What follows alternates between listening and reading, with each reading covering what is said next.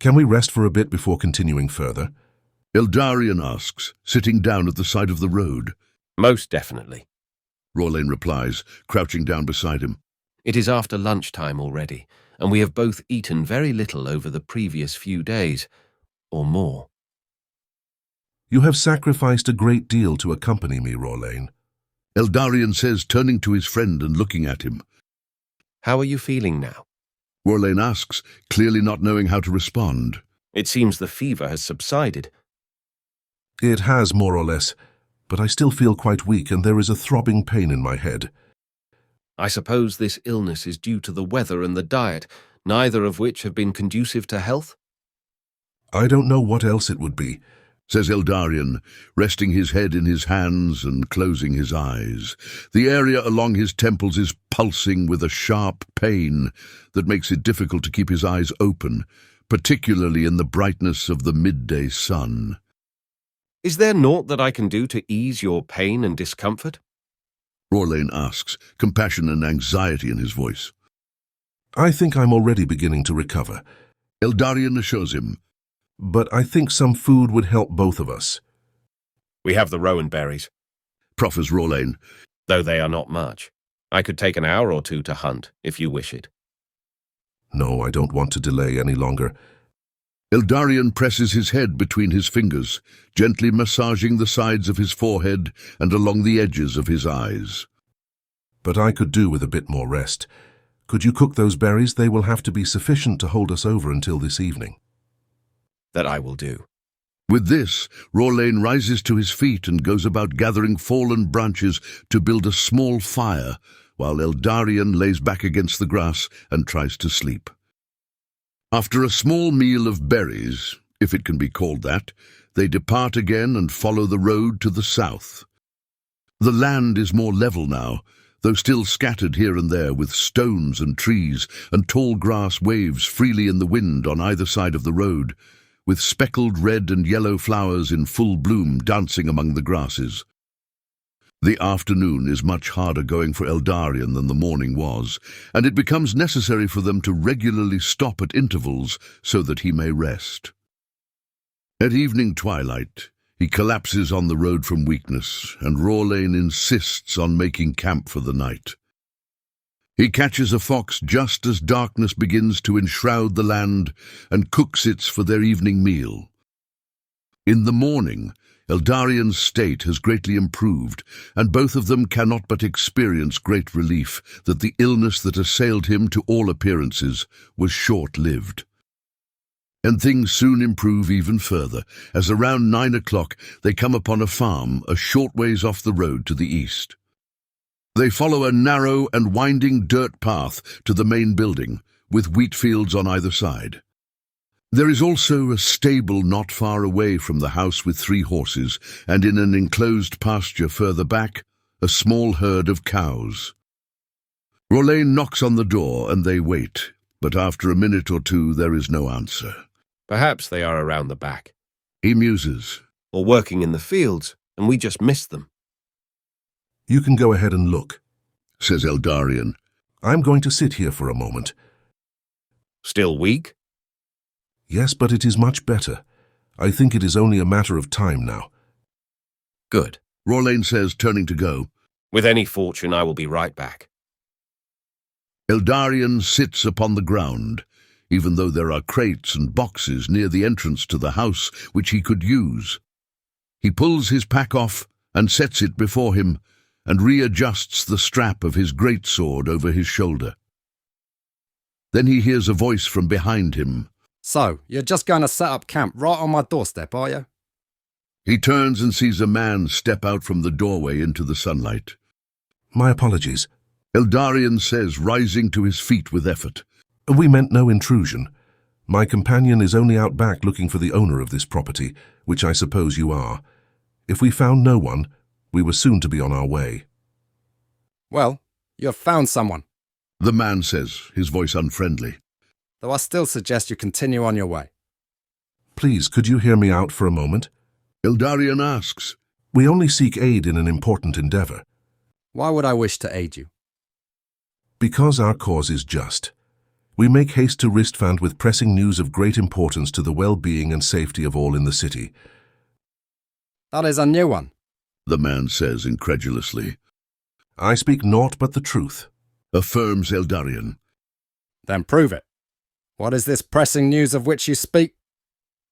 War soon comes over the mountains, and within only a short matter of time we fear that armies shall march upon Ristfand. And what care is that of mine? Surely you... Surely I what? They are your own people. Eldarien says, trying to restrain his frustration. Would you not wish to aid them in whatever way you may? I would perhaps aid them if I knew there were a problem. Says the man, leaning against the wall and crossing his arms across his chest. But I have no reason to trust a wandering vagabond. I am not a vagabond. I was once a soldier in the Imperial Army, but now I see that great violence is planned toward the people of Telmerion, and it is my duty to prevent it, if I may. If you may, then why do you wander through the fields on foot, armed like brigands, and with no tokens to prove your trustworthiness? It is only a recent development, and... Eldarien falls silent. It is clear that the man has no interest, not only in helping him, but even in listening to him. At this moment Rorlain returns, and seeing the man, walks to Eldarien's side. He then says, Good day, sir. We wish blessings unto this household. Keep your blessings for yourself. The man replies without hesitation. The only thing that I desire from you is that you vacate my property immediately. Glancing at Eldarien, Rorlain opens his mouth to speak, and then promptly closes it again. We are only in need of a couple horses to speed our travels to Ristfand. Eldarien says, That is all. You wish to make a deal? What do you have that I would want? Very little, I am afraid. We have only what you see. We had coin, but it was... Rorlain begins. You had coin, The man emphasizes. but you no longer do. No matter. I need no coin. I live from the fruit of my own labour. Now depart from me. As you wish. Eldarien says, But may I at least ask if there is another settlement nearby where we may seek aid? There are plenty of houses around here. The man answers, But don't you go interfering and trampling all over people's property. What about an inn or even a hamlet? Rorlain asks, I do not travel much, but most inns in the area are along the Mardus Road, and that is a good 100 or more miles to the east and across the Kavir Canyon. Thank you for your time. Eldarien says, and he and Rorlain turn to go. The man says nothing more, but stands and watches them go until they are back on the road heading south. Why did he... Rorlain asks, but his voice fades out before he has even voiced the question. I do not know, Replies Eldarien. He was both cautious and angry. It could be for a specific cause or simply because he had no desire to help us. Regardless, we have no choice but to continue on and try somewhere else. We could also take the horses and leave sign that we intend to return them. Rorlain says, The need is desperate, and I am sure once he hears the truth about Ristfand, he will understand our motives. When we bring them back, we can bring payment and extra for the inconvenience. No, we cannot do that. answers Eldarien. I am still weak, but we can walk. And above all, a path toward the light or in service of the light can only be pursued by means of light. Darkness, even darkness under the guise of good, has no place within it. If anything, this is a lesson that I have learned deeply. As you say. Rorlain concludes. I am sorry to have suggested it. We will simply need to trust that help will be found elsewhere. The road begins to turn to the east now, and they both take heart at this, as it indicates that it will likely join up eventually with the main road. Within the next 5 or 6 hours, they pass by a handful of other houses, but none of them have horses that they could even request. So they continue on until it is nearly dark, and just as the streaks of sunset light in the sky are turning to formless black, they come to an intersection where 2 roads meet, and, to their delight, at the intersection, an inn. A sign hangs over the door, weather-beaten but legible. Spring-Summer Inn. Interesting name. Rorlane remarks with a smile. I suppose it is fitting considering the time of year. Eldarien says, Though we are a couple months too early. Or maybe it refers to both seasons. Rorlane laughs. And then we're right on time. Regardless, I'm glad we are finally... Yes. Rorlane grabs Eldarien's arm and looks at him for a moment. I was worried you wouldn't make it. But here we can get some hearty food and a good bed. I just wish we could stay for a longer time until you are fully recovered. The only thing that will fully help me recover, I think, is when we have brought word successfully to Ristfand. Eldarien says, The worry that more lives shall be lost on my account is burdening me greatly. It is not on your shoulders alone, Eldarien. Rorlane responds in a quiet voice. It feels like it is. Come, let us go inside. You have pushed yourself enough for one day. The door swings with a loud creak when Rorlane pulls it open, and they both expect eyes to be turned to them as they enter, but they find that the front room of the inn, a small tavern with but a few tables, is nearly empty. Two men of rugged appearance sit together talking quietly, drinks on the table between them, and a woman sits on a stool alone at a counter, speaking to an aged and heavily bearded man who appears to be the innkeeper, also functioning in the capacity of barkeeper. A stained apron stretches across his wide girth, and he holds a ring of keys in his hand. Rorlane and Eldarien watch as he removes one of the keys from the ring and hands it to the woman, who then turns away and ascends a flight of stairs at the other end of the room. They approach the counter themselves, and the man greets them with a toothy grin. Good evening, sirs. My name is Sadric, and I am the man you need to be talking to around here if you need anything in terms of lodgings or refreshment. Be you travelers looking for a place to rest for the night? Yes, we are. Rorlane says, We have come quite a long ways from higher up in the plains and are exhausted. I have just the thing to remedy that.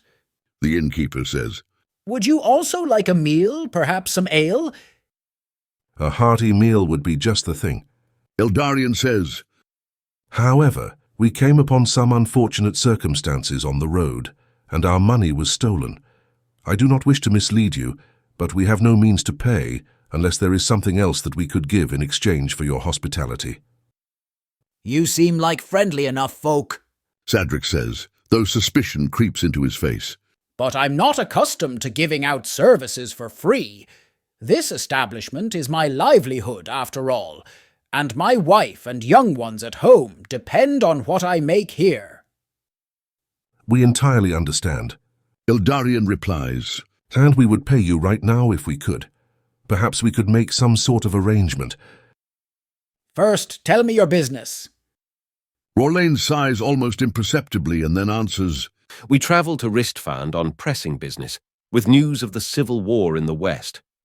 We are aligned with neither faction, but have a warning to bring to the people of the city, whose arrival it would be well for you to hasten in whatever way you may. Sadric looks at Rorlane in silence as he processes these words, one of his eyebrows raised as if this expression helps him to think. The two men wait for his response without thinking. So you say you are in haste for the city? That is a long ways yet. We know. Eldarien says, As I said, the circumstances of our travel are unfortunate, and we travel by the quickest means at our disposal. You have some horses out front, I imagine, which will need stabling. Sadric asks.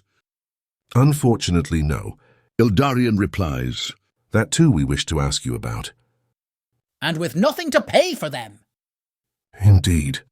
Well, you both are asking a lot for very little, or rather nothing. The horses we will return to you.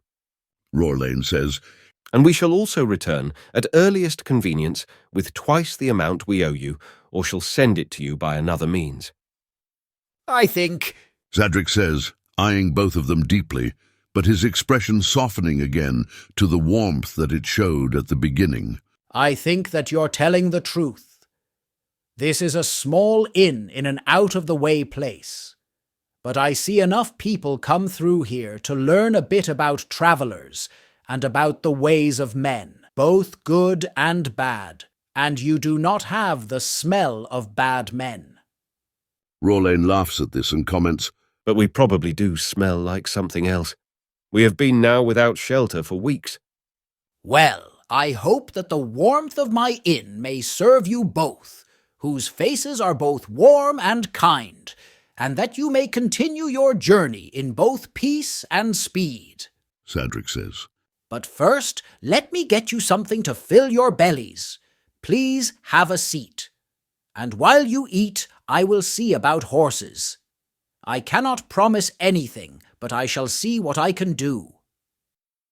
You have our gratitude. Eldarien replies. We cannot express that deeply enough. They seat themselves at a table in the corner of the room, and within 5 minutes, an aged woman appears from a door at the back of the room, behind the counter, and brings 2 bowls of hearty soup to them. She returns a moment later with a loaf of rye bread. It's already quite late in the evening, and soon the 2 men who were seated nearby rise from their seats and depart through the door outside, leaving Rorlain and Eldarien alone. You sounded quite discouraged in your remarks as we stood outside. Rorlain says as he eats. Concerning bringing word to Ristfand? Asks Eldarien. Yes. It is not the present that discourages me so much as the past. For the affairs of the moment, all we can do is trust, hope, and walk. The past, however, lingers and continues to afflict me and weigh me down. What precisely continues to remain with you? Rorlain asks. If you do not mind me asking, is it what you already shared with me concerning your years in Tel Velfana? I think that is it, yes. Eldarien answers, though as if uncertainly. I still keenly feel the weight of my own inadequacy, my own failures. I mean the miscalculations or the poor directives, the blind spots, which often cause suffering or even death for my men. But I also feel the weight of my responsibility for the deaths of many warriors of Tel Velfana, who could still be alive today were it not for my obedience to the harsh military commands of my superiors. I knew that war was not about eradicating one's enemy, but that is precisely the way that, for all practical purposes, the Empire had begun to wage war in Tel Velfana, and I am complicit in that. It seems to me that on the field of battle, Rorlain says in response after receiving these words in silence. the threat of death on both sides can dull one's inner sense, the inner voice of the heart, and make it easy to act out of the instinct for survival. That may be true. Eldarien retorts. But as I said concerning the Druidach, I say also here, a man always remains a man, even on the field of battle. And I knew well what I was doing. It wasn't a decision made in the flurry of the moment, but a command with which I grappled, wrestled, and disagreed before deliberately carrying it out. I'm sorry. Rorlain says, correcting himself. I did not intend to excuse or explain away your actions. That is one of the worst things that I could do for you, since if you were to accept that, as if absolution for your wrongdoings came from me, then you would never find true freedom. I myself cannot offer you that, and I apologize that I unconsciously try to offer it. But I do offer you my listening ear. And I appreciate it, Rorlain, says Eldarien, and then, after a long and thought-laden pause, he continues. There is also this sense that has been recurring to me ever since our time in Falstead, or even before. In my mind's eye, it is as if the destruction of my hometown, and the destruction of many similar settlements throughout our history, and the history of other nations, is being accounted unto me. It is as if I myself have committed it, as if it has happened at my own hand and at the tip of my own blade. But it has not. Why do you feel that way? Perhaps it is simply my heart's way of acknowledging that I am capable of such actions. It is my way of taking responsibility for my capacity for such evil. And thus a way of distancing yourself from it? No. Eldarien sighs. I do not distance myself from it. I think the opposite is really called for, to recognize, to accept that such a capacity is part of me, such a woundedness and blindness of heart. I think I understand. Rorlain says. But it also remains true that you have not committed such atrocities, correct? That is true, replies Eldarien. Such was precisely the command I received at the end of my time in Tel Velfana, and which I wholeheartedly rejected. The commander of my regiment insisted on scouring the countryside and eliminating all possibility of uprising or resistance, and this involved the murder of countless innocents. So you are right. I have not become personally responsible for such actions, and I do and must distance myself from them in every thought, disposition, and action of my life. He pauses and runs his hands through his hair, deep in thought, as if trying to enunciate in words something that has eluded even his conscious awareness. At last, he says, But I still recognize that I am not unlike other men, in no way better and in no way worse. We all share the same humanity, with both its wounds and its aspirations, its beauty and its ugliness. And it seems to me, and this is the point I am trying to express, it seems to me that precisely acknowledging this bond with other men, this likeness to other men, allows my own fidelity to the light, to beauty and truth and goodness, to in some way be healing also for them. Yes, even for those who have committed atrocities, who have yielded freely unto such evil, my own actions for goodness can, how do I say, lift them up. Rolain receives all of this in silence and does not immediately respond. There is a long moment in which both men simply sit together, reflecting on Eldarien's word and trying to understand their import and their meaning. When he does speak, Rolain says, So you are saying that you want to succeed where others have failed? Or let me phrase it more appropriately, you desire to remain faithful where others have betrayed, to choose good where others have chosen evil. Yes, Eldarien replies, but I would say more. I want to remain faithful and to choose good, not only where they have failed, but on their behalf and for their sake, if such a thing is possible. Rolain turns back to his food, as if he does not know how to answer this, and Eldarien does not expect an answer. How could he expect his companion, as good a man as he is, to understand and to explain these deep matters of his own heart? Thus both men lapse back into silence and finish their meal without another word. Sadric returns and approaches their table soon after. First, the good news, He says, I was able to find a couple horses for you. You said you travel with news about the war, which needs to reach Ristfand with haste. Yes, Eldarien replies, Is it favorable to the Empire or to the rebels for your message to reach its destination? asks Sadric. I need to know at least this much. it is favorable to the people of Ristfand and their survival, and in that respect, I suppose it shall be indirectly favorable to the rebels and even to the Empire, insofar as it is actually a custodian of peace and order, though that precisely is the matter that our message bears upon. You have heard that there was conflict in Ristfand some weeks back. Sadric asks. Yes, we have heard indirectly. Rolain says, And our message is a warning of more grievous conflict to come. If what you say is true, then I wish to aid you in whatever way I may to get word to Ristfand in haste. The horses, however, do not belong to me, and my neighbor is not interested in letting them go without a price. He wishes to speak with you in the morning. Very well. Eldarien says, But there is something else, perhaps even more prudent, which you could do for us. What may that be? Regardless of how quickly my companion and I make it to Ristfand, as long as word itself reaches there, perhaps most of the damage of our delay can be averted. Rolain looks at Eldarien and says, Do you think they would believe the message we have without hearing from us in person? I know not, replies Eldarien. but I would rather send word that is not believed than not send word at all.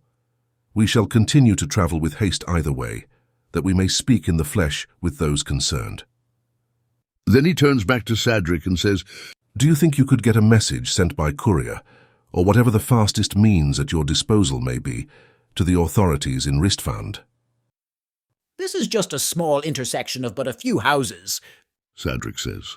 Couriers rarely pass through here, and I would be hesitant to trust your message to just any travelers who say they are going to Ristfand. After all, simply trusting the two of you is more than enough.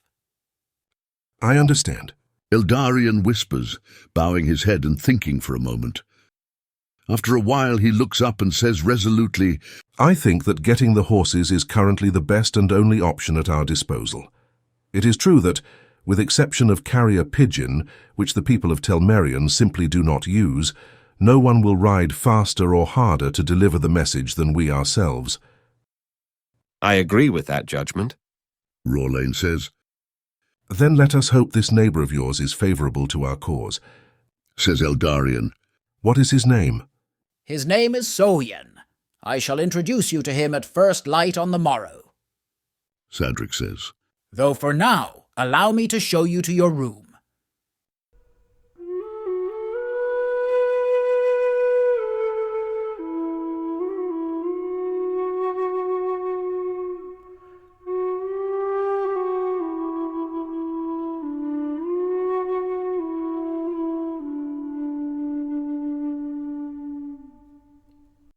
In the morning, Eldarien wakes feeling worse than he did the day before and is overcome by weakness as he tries to rise from bed. He attempts to shrug it off, pulling on his boots and then getting to his feet anyway, leaning against the wall for support. He pulls on his mail hauberk over his linen gambeson and then over that, his cloth tunic and leather overshirt, fastening the front with trembling fingers. It is still dark outside. He sees through the paned window at his side, but Rorlain is not in the room. As he makes his way down the stairs to the tavern and entrance, he sees Rorlain sitting at one of the tables in conversation with Sadric. Upon his approach, both men turn to look at him. Good morning, Eldarien, says Rorlain. Sadric has offered to give us some provisions for our journey. It is not much, Sadric adds, as the harvests have been lesser this year than they have in many years, but I do have some to spare. And your friend here let on that you have no food for the journey. Considering your errand, I thought a bit would be better than nothing. You have our gratitude. Eldarien says, That is actually a great help. I wish that we could pay you for your assistance. Mine is a small inn with few visitors, so I am glad to help whom I may, responds Sadric, and he turns and glances out the window. Daylight should be coming soon. Shall we go? Yes, says Rorlain. let us hope this meeting proves favorable. I suspect it will. Sadric comments. Soyen strongly supports the rebel movement, so I recommend you speak to him in that light. Surely that will sway him to your cause. We will speak the truth. Eldarien says, But it seems that the truth itself is spurring on our journey, and precisely the truth concerning the welfare of the rebels in Ristfand, and indeed in all of Telmerion. And more than the rebels, adds Rorlain. This concerns all the citizens of this land, not only those who take up arms and fight, for any man or woman may die by the sword, whether they wield one or not. But surely the violence of the war shall not reach to the common folk such as me. Sadric says. What quarrel would they have with ordinary farmers, labourers, and innkeepers? I wish it were so. Rorlain says, But it has already done so west of the mountains. You have just cause to expect it to do so here as well. That is actually something about which I wish to speak to you, Sadric, says Eldarien. But let us wait until we are together with Soyen, so that the topic need be addressed only once. As you say. Soyen is already in the stables feeding the horses when they arrive. He's a weathered man at the meeting point between middle age and old age, with thick hair greying towards white and a bushy beard. He wears the attire of an ordinary labourer, though in his eyes glint intelligence and a tendency toward deep reflection. Hail, friends, He says as they approach. for that is what I hope you are. That is our intent. Says Eldarien. reaching out his hand and shaking Soyen's. All then introduce themselves to one another. After this, Eldarien continues. Sadric has spoken with you of our cause, though I imagine you wish to know more. He told me that you intend to bring news to Ristvan that is favourable to the rebels? That is true. Replies Rolain. We bring a word of warning concerning a planned attack on the city. And how did you come by such knowledge? Soyen asks. I see that you are both natives of Telmerion, but many men of these lands nowadays seem to belong more to the Valyrian Empire than they do to their own nation. Where does your alignment lie? We are aligned with the people of Telmerion, Eldarien answers. and we wish to prevent the threat of great loss of human life, which we fear will be inflicted at the hands of the Empire. And how did you come to the knowledge of this threat? Did you overhear Imperial plans, or did you intercept a courier, or in some other manner? We witnessed the plans being made, Rolain says. and have hence made haste across the plains toward Ristvan. For in their councils, that was the intended target of their attack. But we are without mounts, and that has greatly slowed our progress. In what circumstances did you overhear these plans, and from whence did you hail? Soyen asks. You ask many questions, Eldarien replies. and rightly so. It is just of you to be cautious, for it seems that trustworthiness has all but deserted these lands. But I assure you, we mean no ill. Rather, we intend to prevent ill, to spare the lives of many. I understand, but you do not answer my question. Yes, of course. Eldarien continues. This indeed leads to something about which I wish to speak with you, and with you too, Sadric, for my companion and I were at the base of the 3 great peaks of the Teldren Range, in the Galas Basin, when we encountered what stirred us on this quest. That land is all but deserted, is it not? Sadric asks. Aye, it is. Says Eldarien. My hometown was there once, long ago, and it was upon my return there that we encountered soldiers of the Empire, a lawgiver and his company, to speak more precisely. However, it appears that he was acting in more than one capacity. In what I am about to say, I ask for your patient hearing. For if it seems that Rolain and I are reticent to speak freely, it is because of what we witnessed while at the base of the mountains. Continue, for we are listening. Soyen says. We witnessed these men making their way into an ancient tomb under the Gorogin mountain. Perhaps you have heard of it, the Barrow of Serra Galaptes. There we saw in the flesh the terrible creatures that people have taken to calling Druidach. Has word also come this far east regarding such beings? Yes, Soyen says. though all is but distant echoes and rumours. Well, the creatures are real, Rolain says. whatever manner of beasts they may be. But the unexpected result of what we witnessed, the conclusion that has spurred us to such haste, is that a deal was struck between the lawgiver, or rather between the emperor, whom he represented, and in whose name he spoke, and the leader of these creatures. They agreed to march on Ristvan together, thus to conquer the people of Telmerion and to return them to imperial rule. So these beasts Soyen asks. are a tool used by the Empire to crush the rebellion? It seems so, Eldarien replies. though I do not know how willing a tool they shall be. You are right. Sadric says. What you share with us is almost beyond belief. Is it true that these creatures are the living dead? They are like in appearance but different in feel. Answers Eldarien. We know not precisely what they are, only that they are dangerous. Even with only their flesh they can destroy a man. If they were to be armed, their ability to crush human life would be greatly multiplied. For me, the fact that such a story beggars belief only lends toward its credibility. Soyen concludes. What would you gain from inventing such an outlandish story? But if what you say is indeed true, as I believe it is, then your journey requires as much haste as you seem willing and eager to give it. I assure you that my horses shall be at your disposal for as long as you need them. If you find yourselves unable for whatever reason to return them, I shall consider it but an investment in the good of our people. But if circumstances allow you to bring them back to me, then for that I shall be grateful." Thank you, Soyen, says Eldarien. "We shall do our best on both accounts, to ride quickly to Ristfand and to bring or send your horses back to you unharmed." May you be blessed for the aid you render us this day. Rorlane says, Both of you. We must now gather our packs and be on our way. "Of course." Soyen agrees.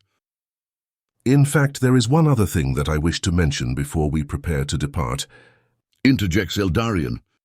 When the armies of the Empire and the forces of these creatures march upon the city of Ristfand, whatever the manner of their approach may be, it is likely that they will pass through these and neighboring lands. I fear what they may do with any whom they encounter, even those who wish only peace and do nothing to hinder their progress. So what would you have us do? Sadric asks. I leave that to your prudent judgment, says Eldarien.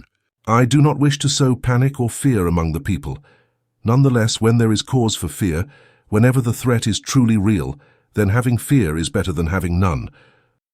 For only fear confronted and overcome can give birth to bravery. We shall do what we can to spread the word of what we have learned today in the wisdom that time and reflection provides. Soyen says. And as for ourselves, Rorlane adds, we shall bring word to whatever settlements we pass through on our way as time permits. You will need to pass through the canyon to the east to find the main road. Soyen replies. It lies but a handful of miles beyond the opposite ridge. The road that I assume you followed to us shall lead you directly there. When you have attained to the main road, follow it to the south. That shall be the fastest path unto the city. But be wary, for Imperial patrols have been gradually increasing in the region, and the last time I visited Ristfand, a few months past, a checkpoint was set up but a few leagues north of the city. That is the path that we shall take, and we shall do so with caution, says Eldarien. Thank you again for your assistance.